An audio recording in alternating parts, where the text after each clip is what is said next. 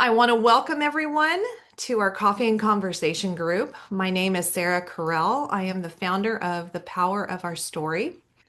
And we are a community where veterans, first responders, and all protectors can connect, share their experiences, and heal together. So today, I want to welcome our guest, Richard Doc Sprunger. Richard is a former Navy SEAL and firefighter who has dedicated his life to service, leadership, and healing. Now a resilience and communication coach, he helps others find strength through vulnerability. His VALUESHIP and the Journey Home teachings guide veterans and first responders toward reconnection and purpose. And all his contact information will be on the description on this YouTube recording. I'd also like to mention too that Richard is going to be leading a group on the power of our story every first Friday of the month at 12 o'clock p.m. Pacific Standard Time. So you can reach out to the power of our story and you can get the link if you'd like to come join us. So, Richard, I just want to warmly welcome you to our group today. And I will hand it over to you to share your story, and then we'll have a great conversation afterward. Thanks for being here. Absolutely. No, thank you. And thank you for those kind words. And I'm honored to be here, and I'm honored that you all have decided to spend part of your day with me. Over the next 3 hours, we're going to go over my story. No, just see now it won't be that bad when it's not that long, right? But no, I'm going to tell a little bit about me and my story, where I am and how I got here. And I'm also going to talk about what makes people like us do what we do. So with that said, like Sarah said, my name's Richard. I'm so happy to be here with you guys. And I actually like to refer to myself as what I call not your typical Navy SEAL. And you'll understand that a little bit later at the end of the podcast, or at the end of the talk here, that why I feel that way. You know, and before I start talking about my story, I just want to go over a little bit. Everyone on here seems to have served, but for the people that haven't seen this, haven't served, and don't understand, or know people that serve and don't understand why they serve, I want you to understand nobody tends to wake up one day and say, I want to be a police officer. I want to be a firefighter. I want to go in the military. Some people do it out of family history, family heritage, family tradition, but typically something happens and it causes us to want to make that step. Some sort of a trauma, some sort of a loss, some sort of a traumatic loss, which is what causes us to step into that arena. So when you look at a veteran, a police officer, or a firefighter, I want you to understand there's more than meets the eye. And don't judge a book by its cover. Like I have to say, do you have the courage to turn the page and have a conversation with them? So now, mine was the trauma side, and we'll get over that here in a little bit. I had a happy childhood like most, or at least I thought I did. When you're going through it, like when you're in the swamp, you don't know you're in the swamp, but when you're out of it and you reflect, you kind of understand what's going on and where you're at. So I thought I had a happy childhood. But as I looked back, as I got older and reflected, I didn't really see my mom's presence that much. She just didn't seem to be there, didn't seem to be present. But my dad was always there. My dad was my rock. He was my strength. He was my superhero. He taught me how to ride a bike. He taught me how to shoot a gun. He taught me how to swim. And as a Navy SEAL, that's pretty doggone important, right? You know,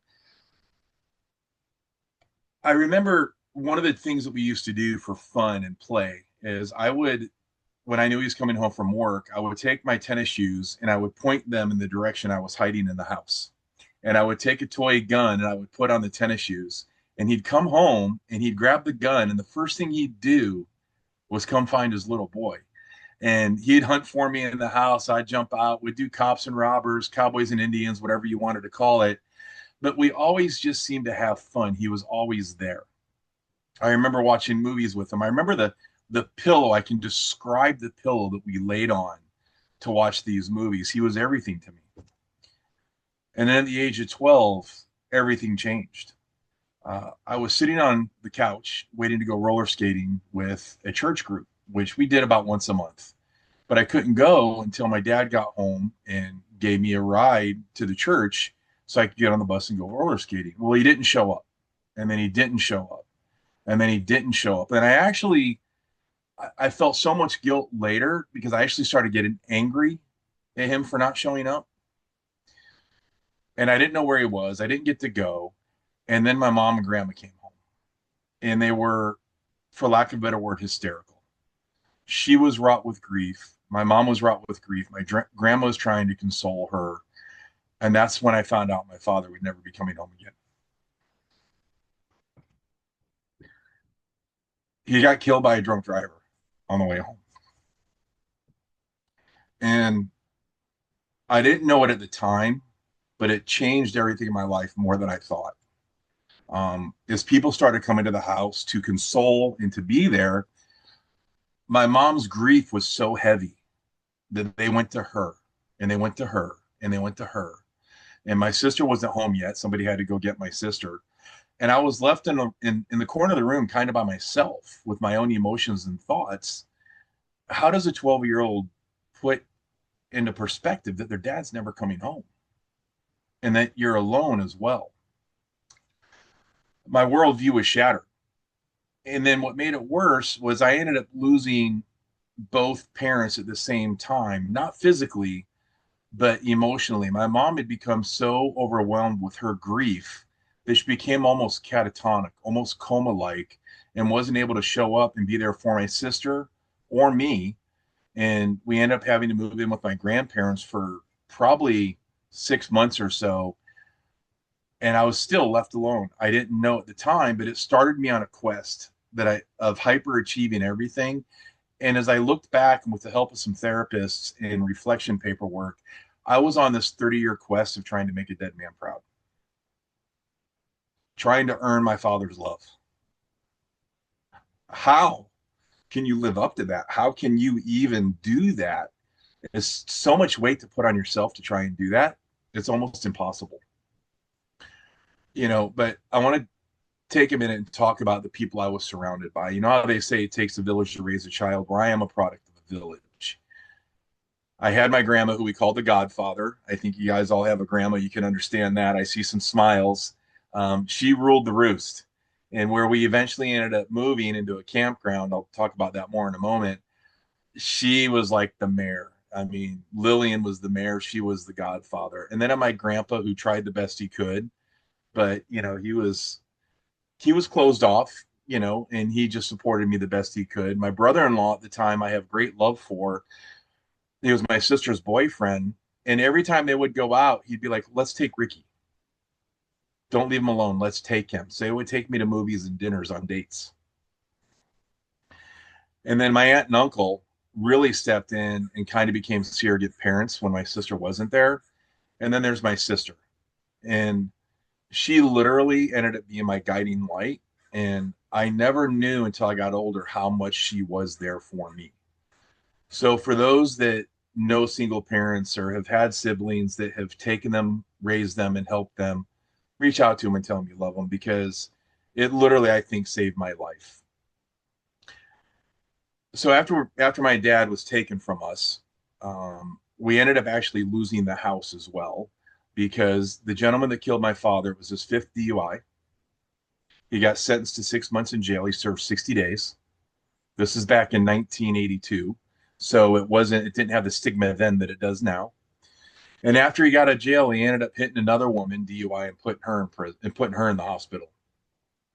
To this day, I still don't know the guy's name. My family, for whatever reason, didn't want to tell me. But it's probably better that I don't, because I don't need that taking up room in my nervous system. But we got a lawyer, tried to sue. My dad didn't have insurance, life insurance, so we ended up losing our house. And we had been doing okay because my dad did well. So we ended up moving into what we would call our weekend home. It was a trailer in a campground on a river in a swamp in northern Ohio off of Lake Erie in the Huron River. And I literally grew up after that on the wrong side of the tracks. It was 6 miles out of town, a mile off the road, 6 foot off the ground on the river. And we lost our house every year for about a month, because every year the water would freeze, and when it would thaw and go out, it would flood about 3 to 5 feet. We couldn't get out of our house, so we had to stay in a hotel. On top of that, the first year we lived there, and it was funny, my kids didn't even know this. I told them this story about 6 months ago, and they were shocked. We didn't have running water for the first year. We'd have to get water in 1 gallon jugs and boil it to drink it and cook with it. And in order to bathe, I literally would take a towel and a bottle of shampoo. I'd go up to the end of the road, jump in the river off of the dock, and take a bath in the river. So I didn't know how strong all of these things were making me, including my high school experience. Kids can be cruel. So if you're a parent, teach your kids compassion, teach your kids validation, because kids can be cruel. I got made fun of and I got bullied for being a poor kid and for being a kid without a dad. I literally got made fun of for my dad having been killed. And, the poor aspect, it was really crazy how thick of a skin at a young age you can grow. But I remember in school, we would have free lunches for the poor kids. And it was a table off to the side, so we're segregated. It was a bologna sandwich, a quart of milk, and a bag of potato chips. And that's where all the poor kids went, while everybody else got to go through the lunch line and choose what they wanted. So that just gave kids other reasons to make fun of us or make fun of me. And again, it was ironic how it actually defined me and how strong it made me, because I started hyperachieving in everything. As I said, I was going on that quest to make a dead man proud and earn his love. And I made a decision that I would never be weak, vulnerable, or a victim again. That I couldn't do anything average. So in my teenage life and adult life, it wasn't just one martial arts, it was three. It was a black belt in Shotokan, a second degree in Kempo, a combat jiu-jitsu instructor. Just had to keep elevating everything to the next level. So that took me on my career path where I ended up joining the military. Now, there's a reason I actually became a firefighter. Is I grew up in the fire station. All my family, my grandmas, grandpas, aunts, uncles, brothers, sisters, everybody were volunteer firefighters in the volunteer department. And all the women in the family were actually EMTs. And I remember when, after my dad was taken from us, in about 6 months, my mom kind of came back a little bit. But I remember opening up the garage door, starting the Toyota station wagon, and putting the Starsky and Hutch light on the dash so they could drive code to the fire station to get on the fire engine. And the women in my family fought fire in the 80s for 50 cents an hour. I didn't know you could get paid to be a firefighter until I ended up in San Diego as an adult.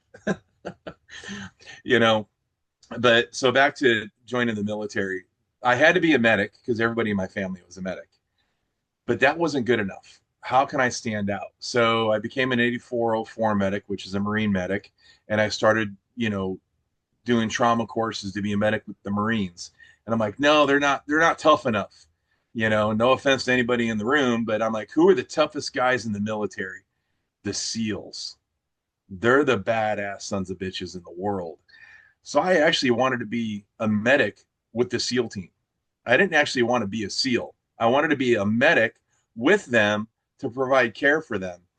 And that's kind of a unique thing because to suffer the brutality of SEAL training in BUDS, and if you don't know what it is, I'll give you a brief description that I actually heard on the terminal list, and it was a great description. It says, SEAL training is 58 weeks of the toughest, meanest, hardest training designed by a human being for another human being to go through. It's 3 weeks of orientation. It's 4 weeks of pre-training. Then there's 3 phases, first, second, and third. First phase is where Hell Week is, and they're designed to just break you down, kill you, and make you quit, literally. Second phase is dive phase, all the underwater stuff. And third phase is land warfare. And then you got to go out for about another 20 or 30 weeks of what's called SEAL tactical training just to earn that trident. I have one on my shirt right here. But just to earn that trident, you have to go through that. Maybe 5 out of 100 men will pass. My class started with 150 and it graduated 16, but I wasn't one of them because I'll talk about that in a minute because of near fatal injury that I occurred. But when you look at what a Navy SEAL is, you have to understand the grit, the perseverance, the tenacity to do what they do, you know. And for all the veterans that I'm looking in front here, Barry and Rand, I know that you know what I mean.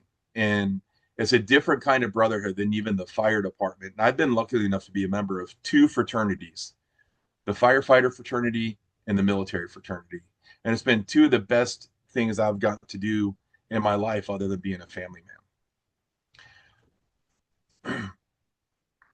So as far as Buds and its reputation for being hard, it didn't fail. And, you know, I had experience like everybody else did, and that came in second phase, the underwater phase. The underwater phase, what they call pool competency, and ironically enough, there I saw a YouTube documentary last night. It was 30 minutes, and they said the two hardest things were Hell Week and Pool Week. And Pool Week's what took me out. I see Rand raising his head, nodding his head. Pool Week's what took me out. They have two phases of Pool Week. One is called drown proofing, where you basically they tie you up. Your hands are tied behind your back, your feet are tied together, and you jump in the 9 foot section of the pool. And you have to bob, then you have to float, you have to do a front flip, a back flip, and then you have to swim 50 meters in the pool with your hands and feet tied without touching the bottom. That was part of it. And then the other part's what they call pool competency. So to set the stage for this, we have all these high-speed dive rigs, right?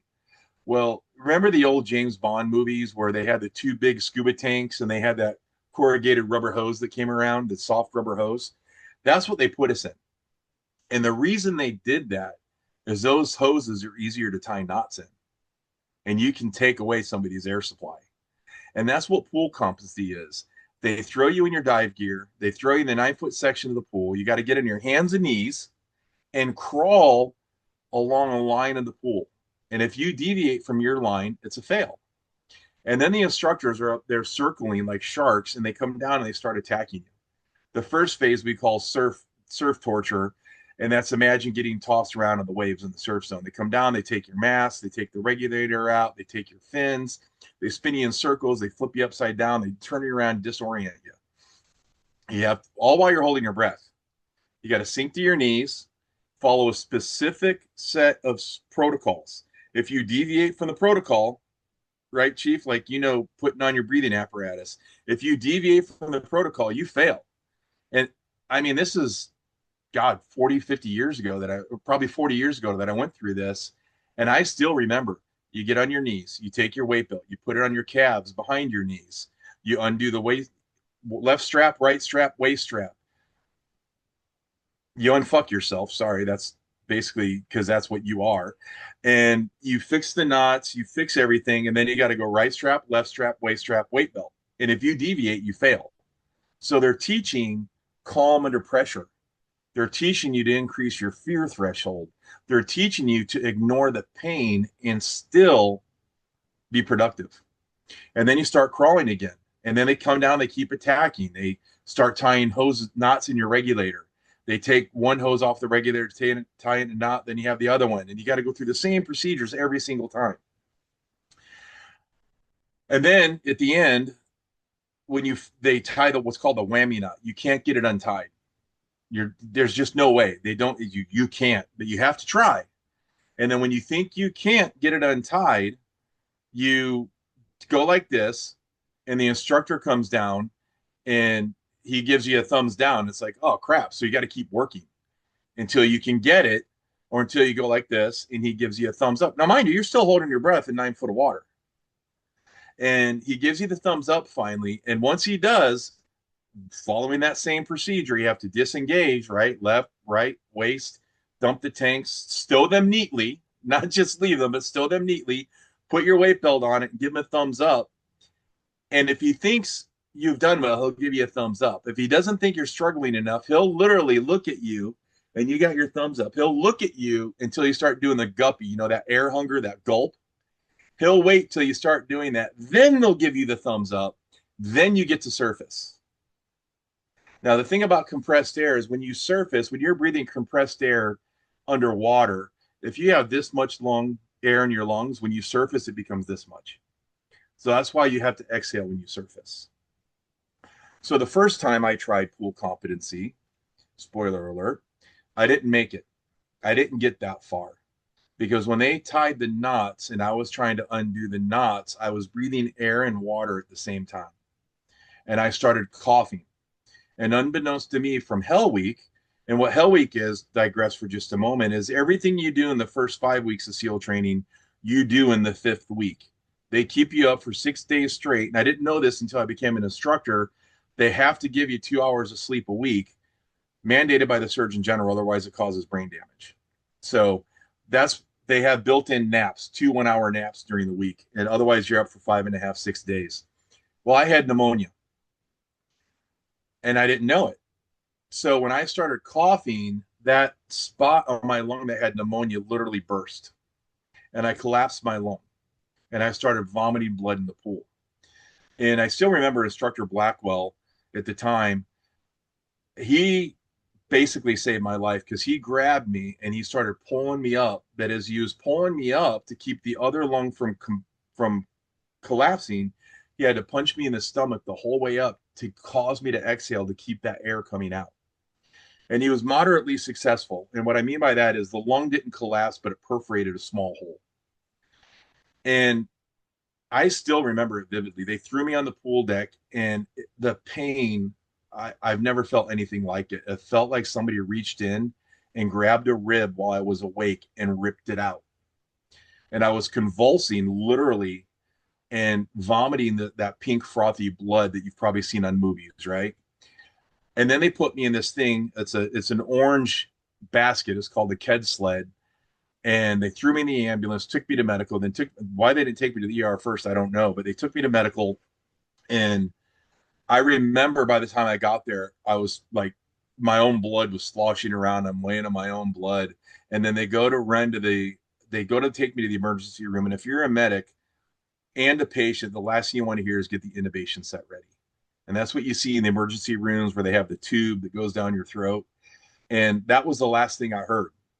And then I woke up in the ER about 24 hours later. I got put in the ICU for about a week, and then I was in the hospital for about 3 weeks. And then the diving medical officer came in and shattered my world. And basically, that's where my BUDS career and SEAL team career should have ended because a spontaneous pneumothorax is disqualifying from the dive community. And you're not allowed to be a SEAL if you've experienced that or a dive. So they were going to kick me out of the program. Well, the diving medical officer had a couple of conferences with some of the like Secretary of the Defense medical community, whatever he did. He did a lot of heavy conference calls, and they were able to get them to classify it as pulmonary overinflation, POIS, secondary to a pneumonia infectious disorder. So I was allowed to stay in training, which was a blessing and a curse. Because when I got back to the BUDS compound, I wasn't allowed to walk upstairs for a week, for about a month. I wasn't allowed to walk long distances, jog, work out, swim, everything you need to do to be a SEAL and be a BUDS student for about a 3-month period. I had to pass a pulmonary function test. And once I passed that pulmonary function test, they allowed me to start training again. And I think the 3 months, 4 months it took me to get ready to class back up was probably harder than my entire BUDS experience.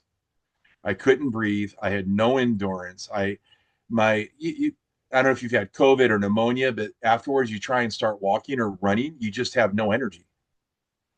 I felt like I was going to die, literally. But somehow, by the grace of God or just my tenacity or both, I was able to class back up.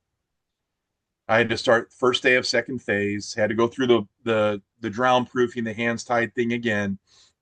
And then came the day I had to redo that exercise.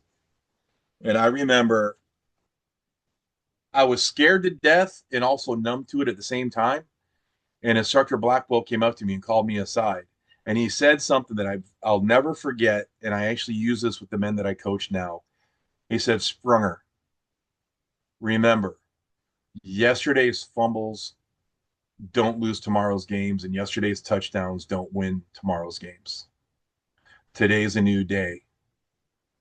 You know how to do it. Just go do it. And, I jumped the pool and the process went as it went. And I ended up coming out successful and ended up finishing SEAL training and ended up over at SEAL Team 5. My time at SEAL Team 5 was as it would be expected. Uh, I platooned up. I ended up doing multiple deployments. I think it was 4, and then I extended 1. And they had their own challenges, being a SEAL Team 5, multiple injuries. I think I ended up in my entire military career breaking both ankles, one of them twice, fractured hip, wrist, shoulder, had my tongue sewn together, my lips sewn back together, my eyes sewed shut. Um, I don't know if you can tell, but I'm not a little guy. I'm 6'4", about 235, 40 pounds. I'm not built for speed. I'm built for going through walls. So all that constant ongoing physicality started to take its toll. But I do remember one instance in the military. It was one of the most insane things that I had experienced. It they said it was a hard landing. I call it a helicopter crash, but they called it a hard landing, where we were practicing touch and goes to get out of the helicopter quickly for an op. And it would come in, it would land, would jump off. It would come in, it would land, would jump off. And it's the big one you've seen with the double props, that fly overhead, and they got a ramp. And it was coming in, and we were all loaded. We're not seat belted, right? We're standing on the end. We're getting ready to go quick. And when they came in, the front tire augured into the ground, the field, and it took it from about 40 knots to 0 like that. It flipped it up. The prop hit the ground, and it kind of threw it on the ground really quick. And all 16 of us, two stacks of 8 on each side of the helicopter, went from 40 knots to 0 like that, and we all got stuffed into the front of the helicopter. One of the guys ended up getting knocked unconscious. The chief ended up breaking a finger or two. A couple of guys had cut wrists, or not wrists, but cuts and lacerations that I ended up sewing together. And just to speak to the tenacity of those that serve, we got off the thing and we went and still did the practice op, taped the guys up, wrapped the guys up. And it wasn't until after that that the suturing and the wrapping and the splinting of the bones happened. And I still remember, wow, we literally do things that other people are not capable of doing. I used to tell people I don't have an ego, but of course you have an ego when you do something like that. And that's been one of my biggest challenges. So the joke became, I don't have an ego compared to, like, the president of the United States or the president of Russia. You know what I mean? But we all have to have an ego. Why? Because we have to be Superman. Just like the people on here have served, we fancy ourselves tough guys, and, the law enforcement officer, you've got to feel like Superman or Superwoman, or you can't do on a daily basis what you do. Am I right? How do you muster the strength to keep going if you think you're going to fail? If you think you're not the toughest there, you're not going to succeed, you know? But in reality, what I learned was I was human, and it took a couple of series of unfortunate events that really, really got me in touch with my human side and my emotions and broke me down. One of them I remember was at Buds. I went to Buds as a tour duty as an instructor. So I left the SEAL team, went over to Buds as an instructor, and it's supposed to be easy duty, right? Well, what's the SEAL team saying? The only easy day was yesterday. So it proved to not be easy. It had its own challenges, and there were two of them. One was one of the kids actually went unconscious in the pool. It wasn't a shallow water blackout. Kids going unconscious in the pool happens more than you think. They're holding their breath. Talk about the desire to persevere, win, and succeed when you would rather pass out underwater and risk death than surface and get kicked out or quit. That's grit. You know, well, this kid was sick that we didn't know it. They just left the chow hall, and he was swimming. He was doing the drown proofing, the part with your hands and feet tied. And we found out later that he threw up and then aspirated some of his own emesis and water, and he collapsed at the bottom of the pool. Well, when you have 30, 40, 50 students in the pool, he didn't get spotted for a few minutes. And he got pulled out, and he was pulseless and apneic. meaning he wasn't breathing, he didn't have a heartbeat. CPR was performed, transported to the hospital, and then I'll never forget the idea of losing somebody that's in your care.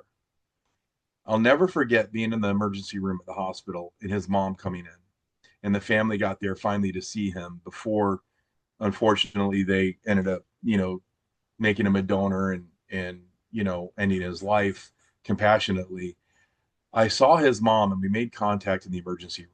And when she looked at me, it shot a hole through me. And I'll never forget her face. It's impossible. And it was like I could hear her saying, "You dropped the ball.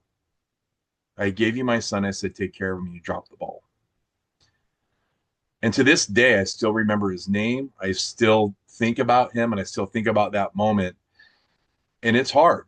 You can process your emotions and feelings and PTSD, but it never really goes all the way away, but it has less impact, you know.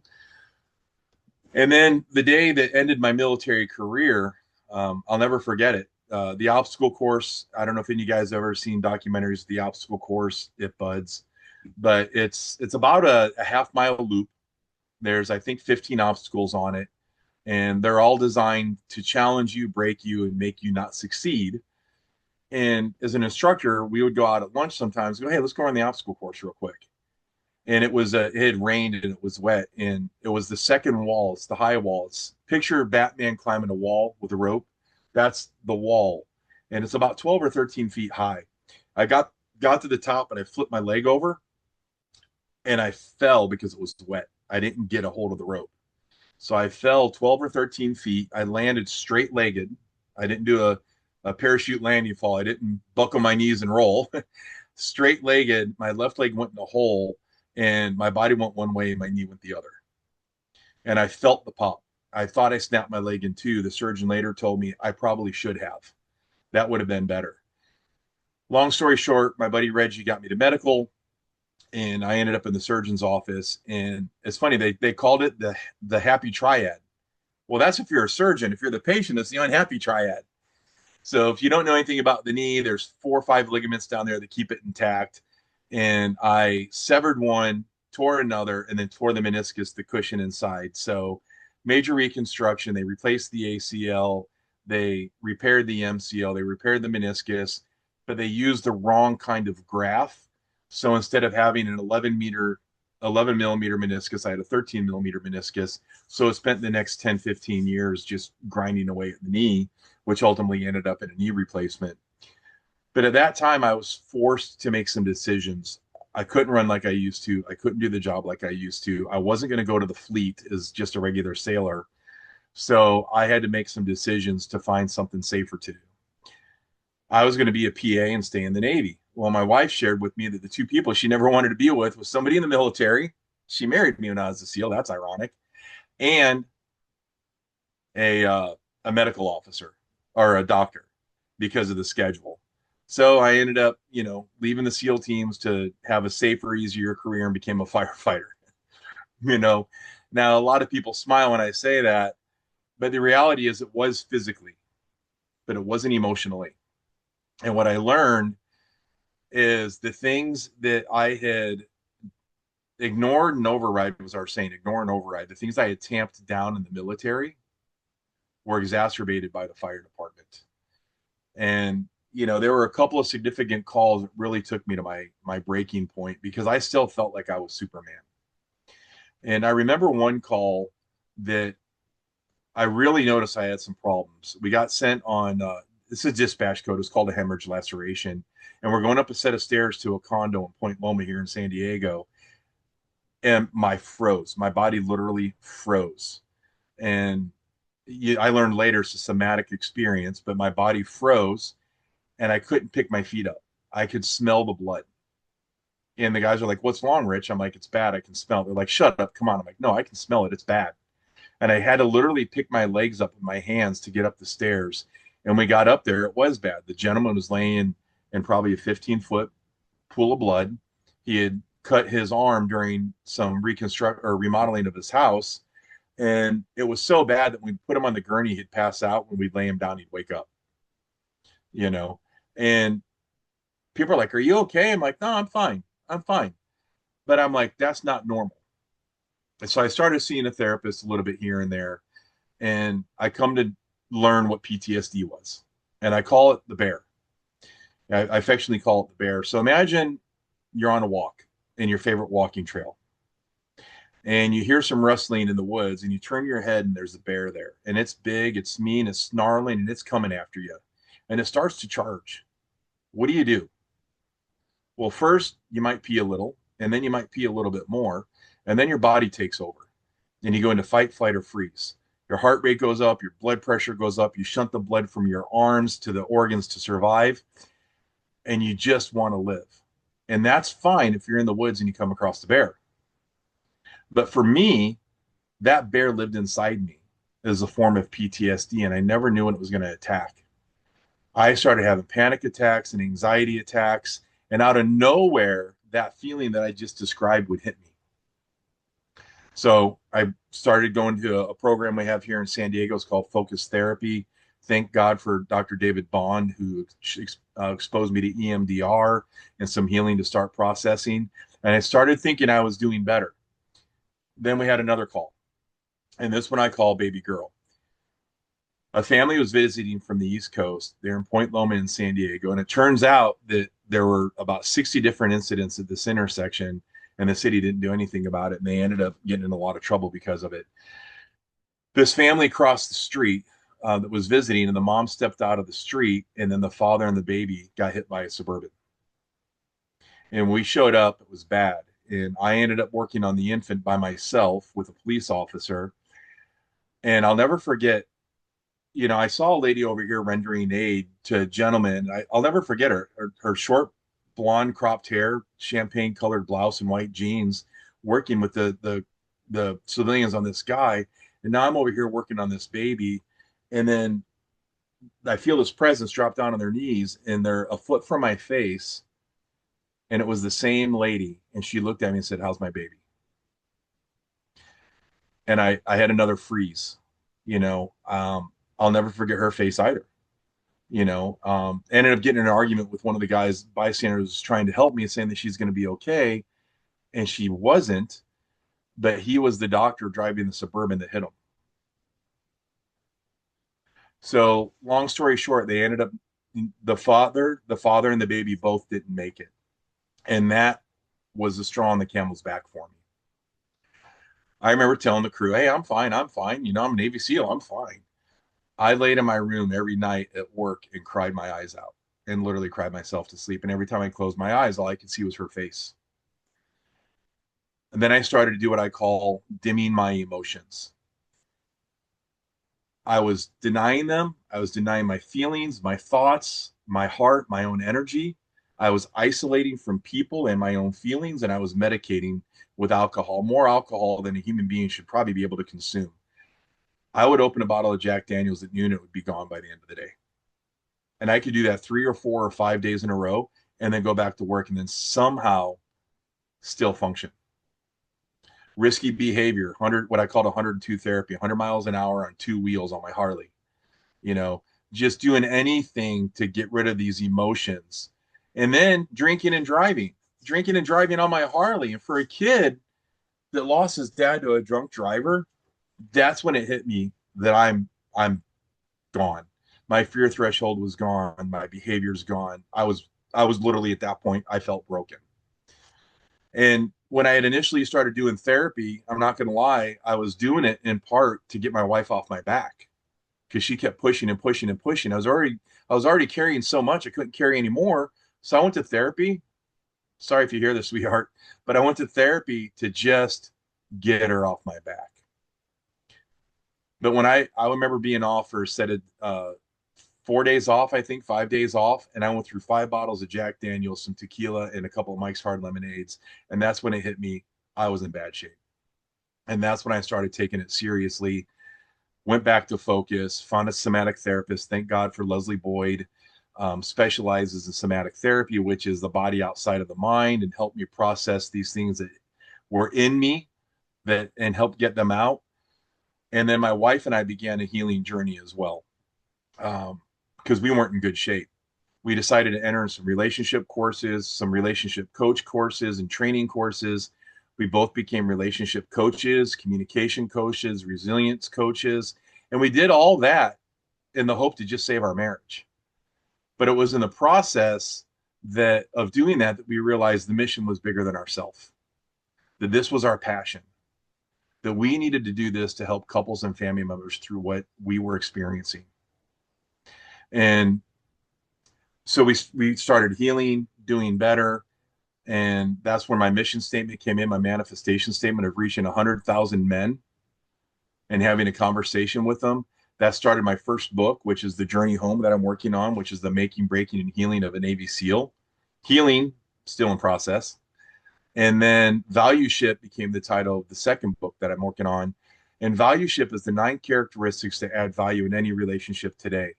It's a way to make somebody feel seen, understood, loved, validation, empathy, understanding, listening. That's all in there. The other caveat for VALUESHIP was I've lost 7, 8 people now to suicide.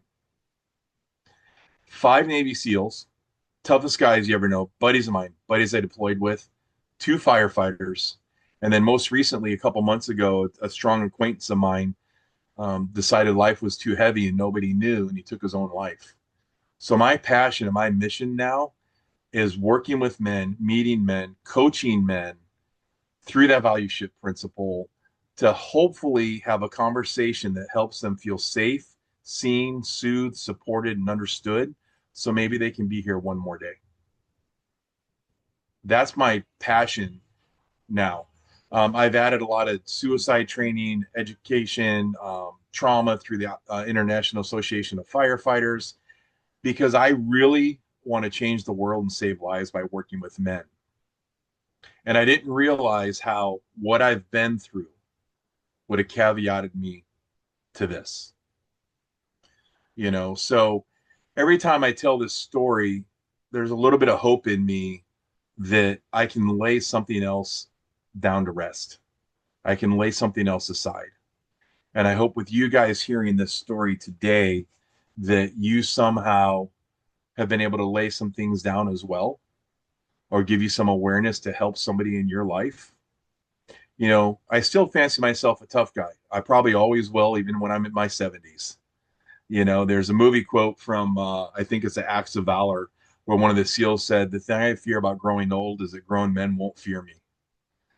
And that'll probably always be the case for me, you know?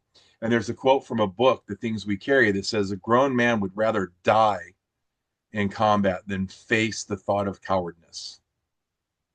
When you add those two things together and you put it in a man's nervous system, it's a recipe for disaster, you know? So I want to feel my emotions. I want to experience my emotions, and I want to help others do that. And that's why I call myself not your typical Navy SEAL. So with that said, I really appreciate the time that you've taken out of your day to be here, listen to me, share, ramble, you know, but I hope that somehow you guys got a little bit of that out of this. Thank you. Richard, that was so powerfully shared. I mean, with all the stories that I've heard, I've never heard so much detail in what goes, what you go through in buds, and just the depth of how you shared your story uh, to help us all to really understand kind of what you've gone through and your healing journey. So thank you so much. This is a gift. So I appreciate it. I want to let everybody else now, changing the screen here, just to be able to share. I'm going to keep the recording going because everybody on this call is so insightful. I do want to say, though, just let me know if you want me to pause because I don't want you to hold back. So, again, Richard, thank you so much. And I want to invite you all to start the conversation here. And sometimes it needs a minute, got to let it percolate a little bit. That was it. Richard, I really want to thank you for everything you did share and for all, I mean, it's pretty evident that you had a lot that you made it through, but you also helped so many. And still today, I mean, moving forward and wanting to make that difference and working with men and helping them on their healing journey, it speaks volumes to who you are as an individual. Thank you. No, thank you so much. I appreciate that. I think, Richard, much of what you shared, your journey, the stuff you saw and went through in our sort of mutual career, and the impact of that, and the coping mechanisms that you attempted, et cetera. It's so prevalent in the profession, and is so buried in the profession, in the sense of nobody wants to talk about it. Nobody really wants to deal with it. Mm-hmm. Nobody wants to have the hard conversations. And people see it day in and day out in the firehouses, the impacts and different things. But the leadership, and frankly, from my perspective, the leadership at the company level isn't stepping forward to be the adult in the room and have the kind of conversations that need to be taken care of in the firehouse to change the culture. Yeah. No, I absolutely agree. And if you guys don't understand how the fire service is set up real quick, um, we have many squads basically. Every fire engine has, depending on the city, ours has 4 people on it. You have a firefighter paramedic, an engineer, driver, operator, and then the officer, the captain. Some departments have 3 people, some have 2 people, but that's the general setup. So he's referring to the company officer, the guy in charge of the 4-person crew that day. And then he's also referring to the leadership, the assistant chiefs and the chiefs. PTSD has had a stigma far too long, and they're afraid to have those hard conversations. Dr. Susan Scott, in her book Fierce Conversations, calls them just that, fierce conversations. And you got to talk about the stuff that nobody wants to talk about. And they're called R conversations: accessibility, responsiveness, and engagement. And it's up to us that are still on the job to have those conversations. I'm sure you were part of your peer support team. And luckily, my department is huge in the peer support and has a huge peer support team. And we actually deploy nationally to help people get over this stigma. And the one thing I share in my story, and I know how many times have you, everybody here, how many times have you heard or said, "I'm fine"? I encourage you from this day forward, do not accept that answer from anybody you know. Because in my opinion, it stands for 2 things: effed up, insecure, neurotic, and emotional, or feelings inside not expressed. And that's the truth. We say I'm fine because it hurts too much to talk about it. So when they say fine, you say, you know what, it's my own personal policy. I don't accept that from somebody. So give me something. How are you? Make them answer. And also, I encourage you to adopt this philosophy. Don't ask anyone how they're doing if you don't have time to listen. Just say, good to meet you, good to see you. Don't ask unless you know how to listen. And if you say, how are you doing? And they give you something, look at them and pause and say, how are you doing really? Because that's where the conversation hits. I had a conversation with the guy at the campground one day. A friend of mine told me, hey, you need to go talk to him. I heard him yelling and screaming last night at his girlfriend. How would you feel if I killed myself? And I'm like, oh, man. So I went out, and I'm a big guy. I walked up to him, and I sunk my shoulders. I put my hands in my pockets. I did everything I could to look small. And I said, how you doing? He goes, I'm doing fine. Oh, no, you're not. I'm like, how are you doing really? And then I had this caveat: trailer walls are thin. And he goes, oh, God, you hurt.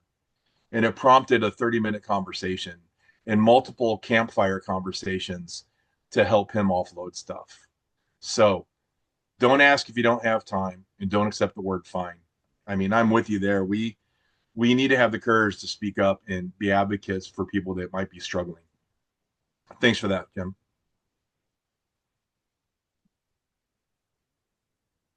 Yeah, That's great. Richard, no, go, Sarah. Nope, please, Barry.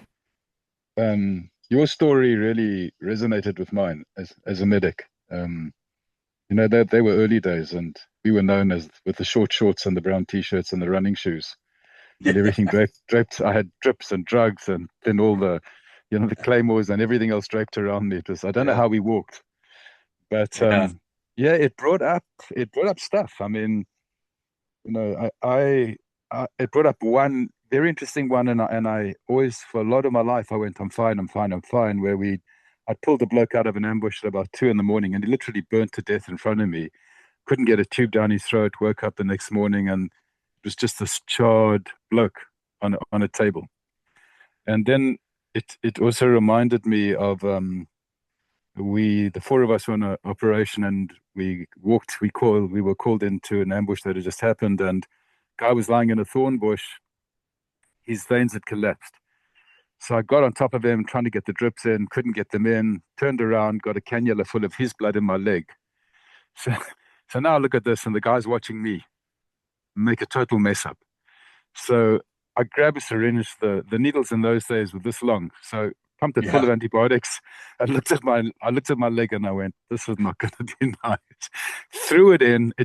I didn't have enough courage to ram it in, so I wriggled it all the way into deep Ooh. intramuscular, pumped in the antibiotic. Then I said to the guy, listen, mate, cannot get a drip in. An SAS guy taught me a really interesting trick. I said, I took the needle off and I said, I'm putting this up your butt. And he watched me, and his eyes grew like saucers at that point. He said, excuse me, took his trousers off, rammed it up his butt, and squeezed in 2 liters of Ringer's lactate. Yeah. Yeah. So, there were those, but what I hadn't realized, and I still look back, and I often say to my wife that I sometimes flash on the fact that four of us were walking around in territory where the guys walked in groups of 300, 30 to 300. And I remember it almost like a dream from another life. But then the rest of my life happened, which was 5 immigrations, a couple of marriages, the usual. And your bear was my wolf. I had an image of, we can run as fast as we like, but 100 meters behind us, there's 20 wolves. They follow us, and they maintain a tight distance, no matter how fast we run or slow we run. They're 50 meters behind us, and one day we have to stop, and then they circle us and they wait.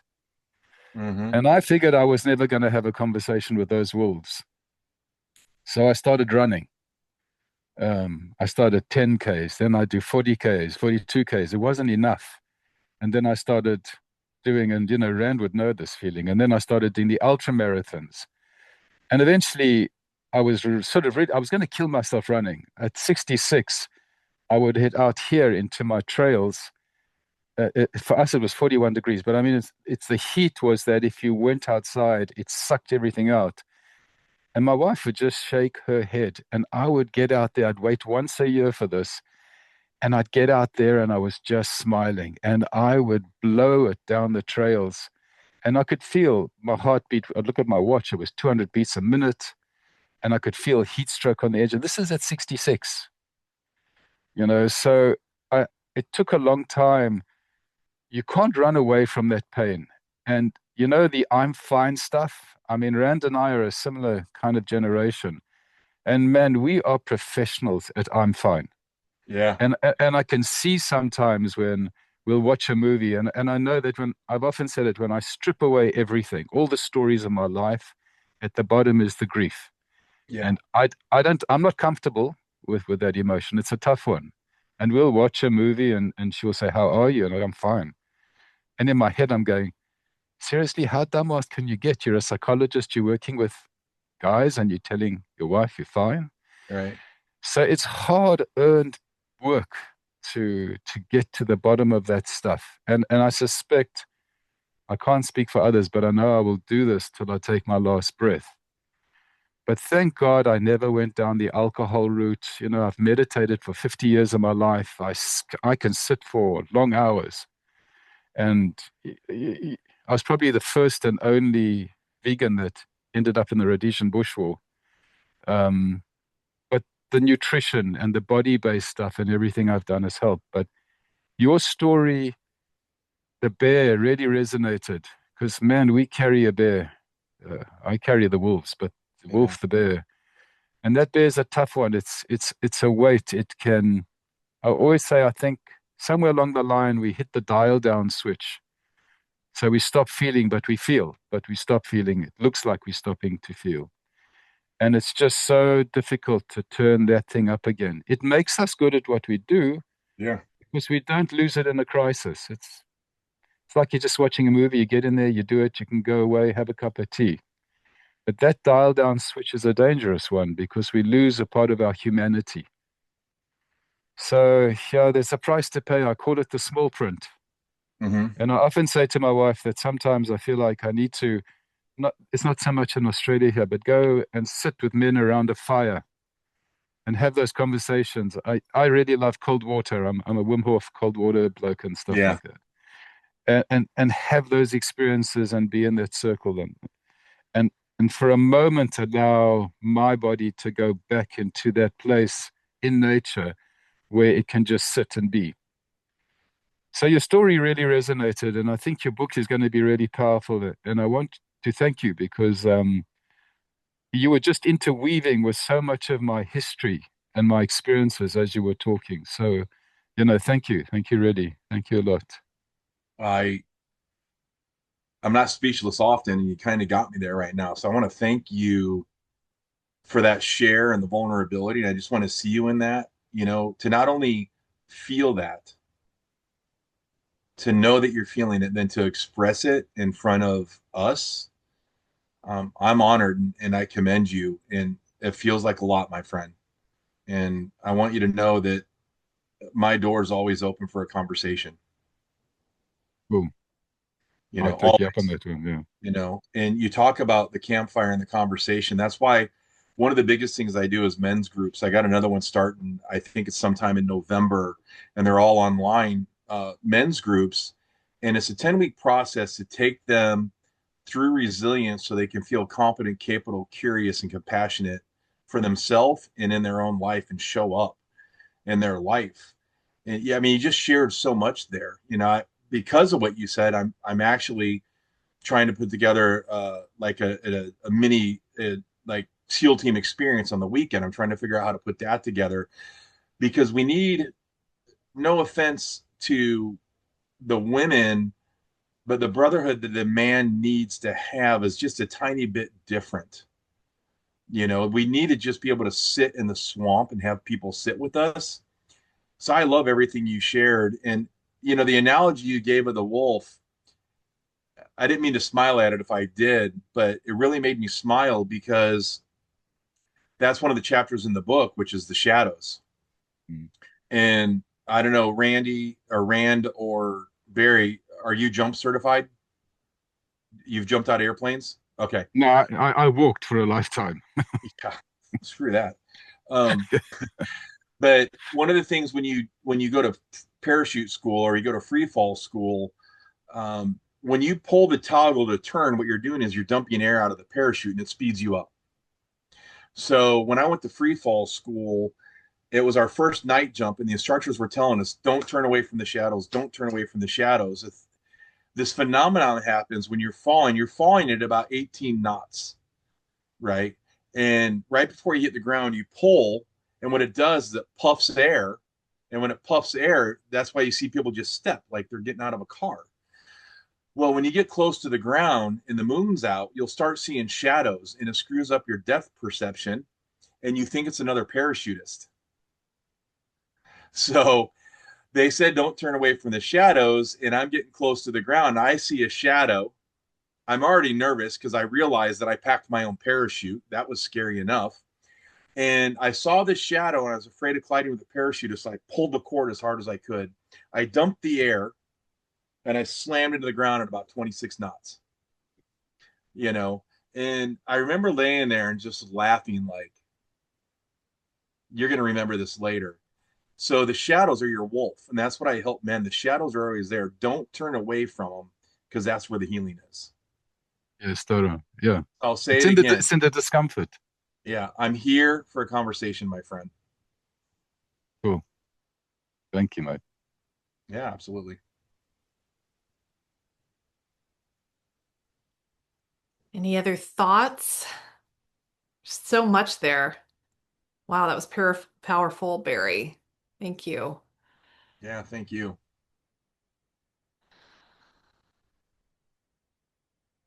Yeah.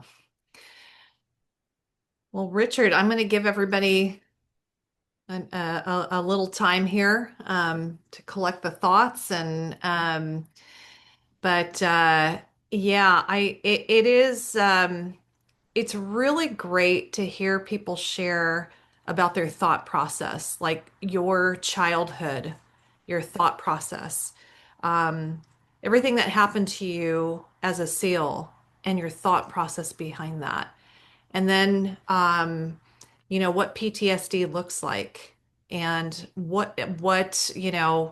and what happened when that did come up and surface. It's just, I guess it's just an acknowledgement of really how powerful it is to be that detailed in your sharing.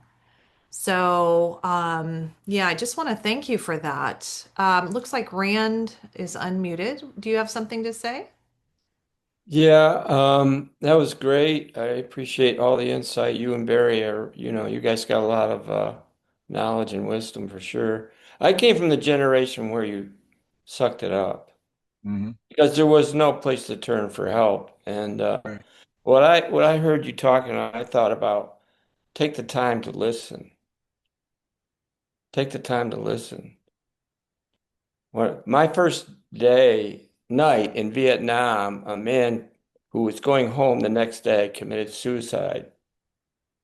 And he had read a letter that he had just gotten. It said, "Dear John, I met somebody else and we just got married.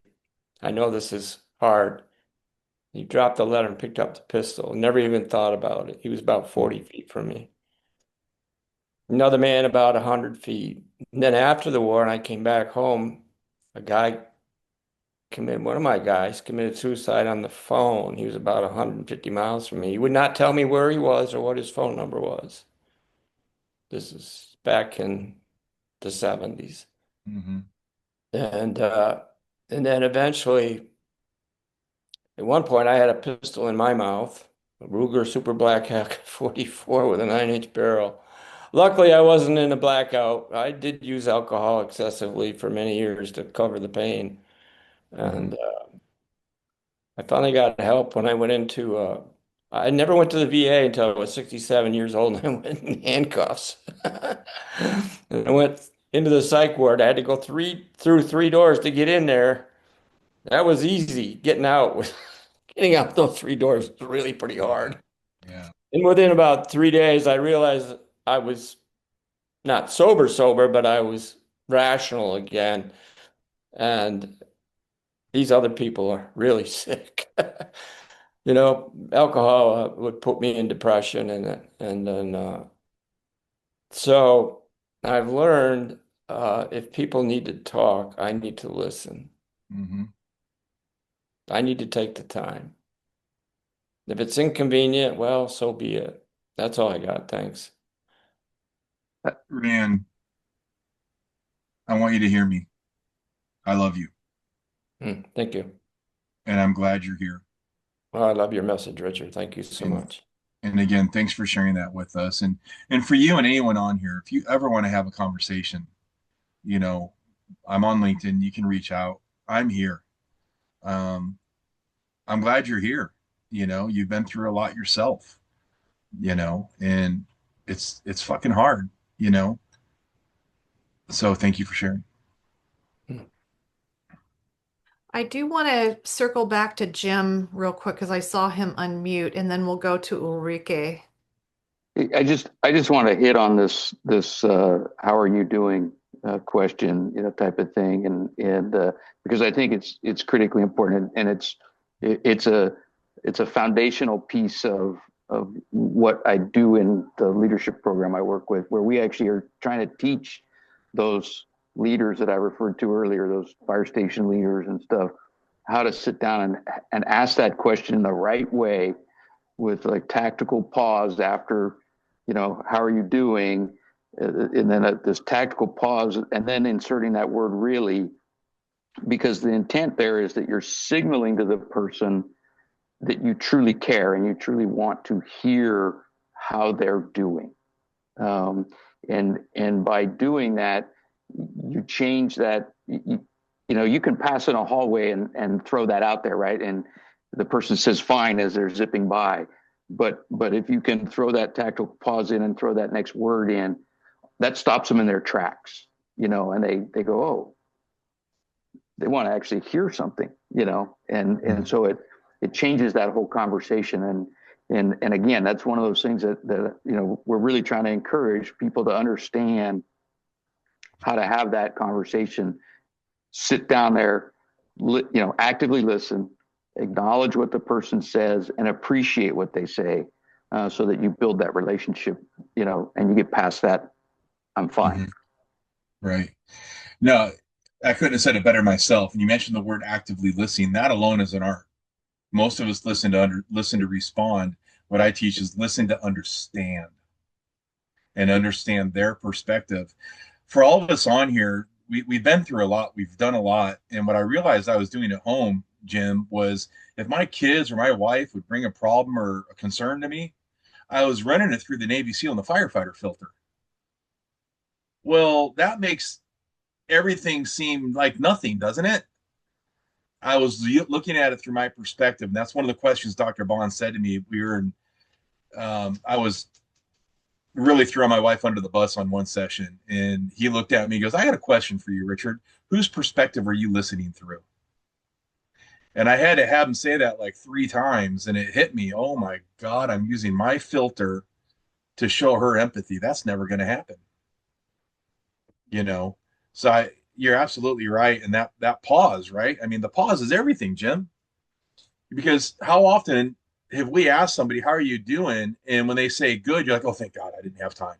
It's like you ask out of just like obligation, so yeah, ask when you have time and really care. Thanks, Jim. I appreciate you.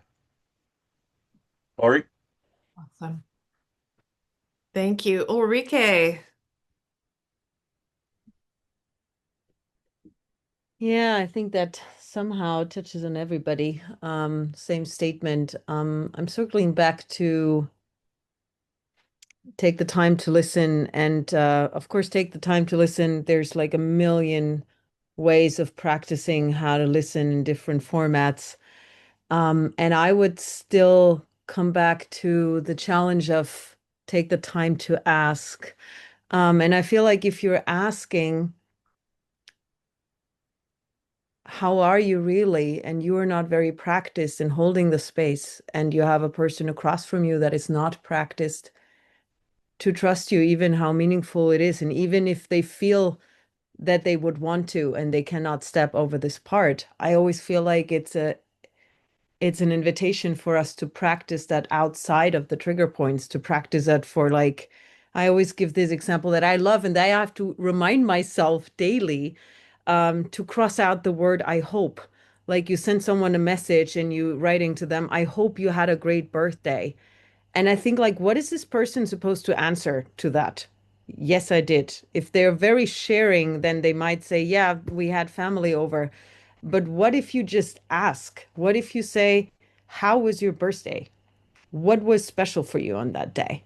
Yeah. Like, what are you struggling with? And then, of course, you bump against like all the stories you have of like, I don't want to intrude. I don't want to, right? You have like this thing of people saying, I knew something was off, but I didn't dare. If they would tell me, I would run over the hills for them, right? But I will Mm-hmm. not ask because I don't want to invade their privacy. I don't want to hurt their pride, whatever it is, right? And I feel like the asking on a normal basis, the normalizing of I'm allowed to ask. If someone lost someone, am I daring to say, what can I do to help? How do you feel today?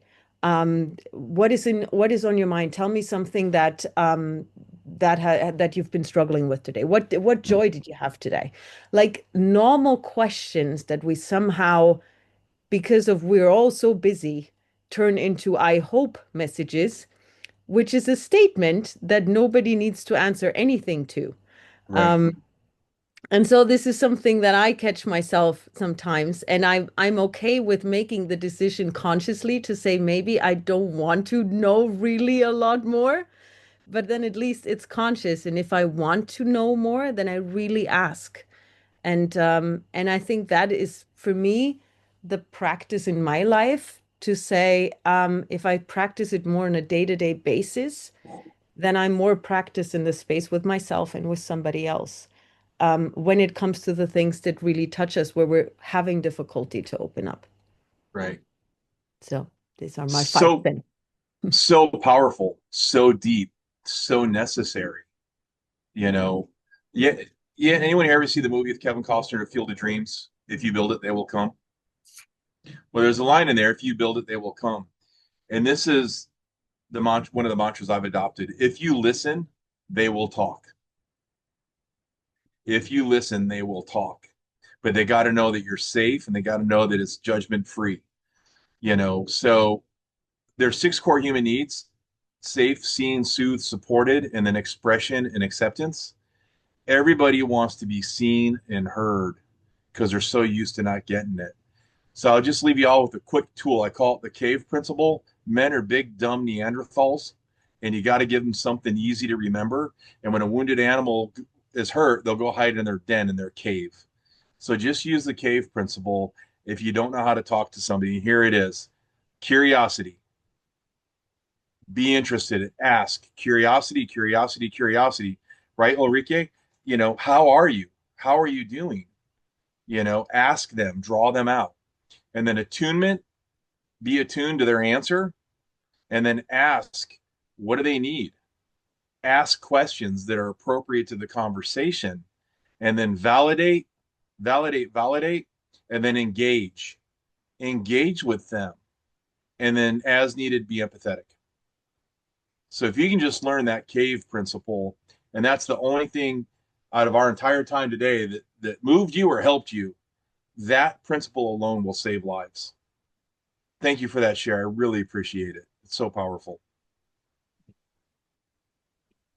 You are surrounded by great people, Richard, and you were incredible today. Okay, Barry, what's on your Yeah, yeah, Richard, what's your daily regime? How do you care for your bear, for your journey? I mean, I know I have my stuff, which is body-based, energy-based, physical-based, the works, nutrition-based. What do you do to care for that part of yourself each and every day? And that's a great question. And this is a transparency moment. I suck at it. I've quit drinking 3 times this year. You know, um, and somehow I find my way back. And this is what I've really learned, and what I'm studying right now is regulation is the foundation. When I've realized I've been dysregulated so many ways, so I'm instituting structure in my day. And then every morning now and every night I've come up with a manifestation statement that I say every morning, every night. As soon as my feet hit the ground or I go out, I always try and be outside when the sun comes up so I can feel it on my skin, and I say the manifestation statement. And then I say it before I go to bed. And then I sit for 30 minutes in reflection and or meditation and gratitude. And I can't do a lot physically right now. I've had a hip replacement, knee replacement, shoulder reconstruction. I just had surgery on this one, so it's propped up on a pillow. But when I can, is I like to get a 30-minute workout in a day and a 30-minute walk in a day, typically in the morning. But I'll be honest with you, I've sucked at it. I haven't been consistent. I've been consistently inconsistent. Yeah, no, thanks for sharing that. Yeah.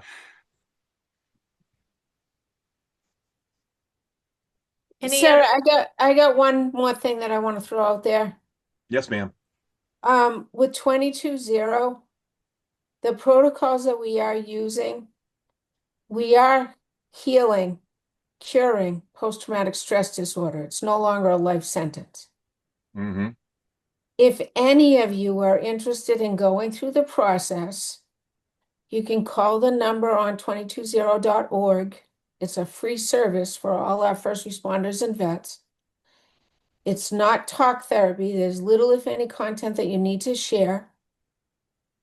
And it literally, what it's doing is, because the traumas are stored in the amygdala and the emotions attached to those traumas. So anything that even resembles the trauma triggers us, right?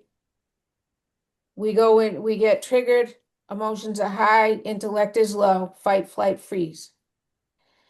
So the trauma healing process that we guide clients through literally allows that emotion to release.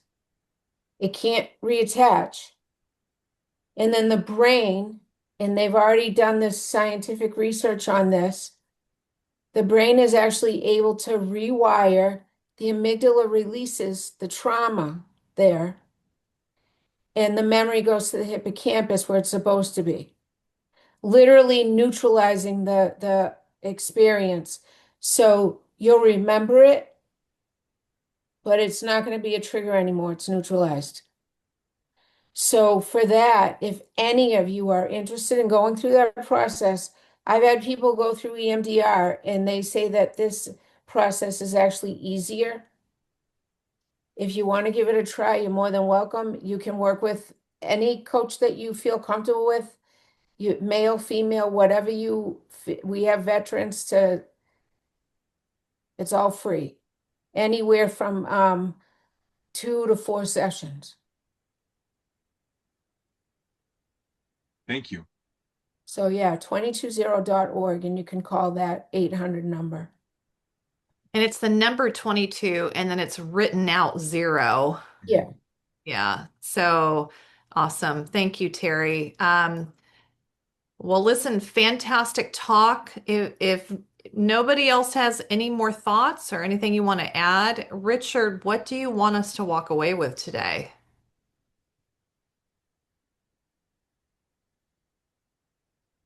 Be present, be vulnerable, be real, be curious, and don't be afraid to have the conversation. Awesome. Thank you. Richard, this was gold. Thank you so much. And I just want you all to remember next Friday is going to be Richard's first group on the series. First Friday of every month is Richard facilitating a group with different themes, so different topics. So anyway, listen, much love to you all. Richard, thank you so much. Thank you. I appreciate you guys. Much love.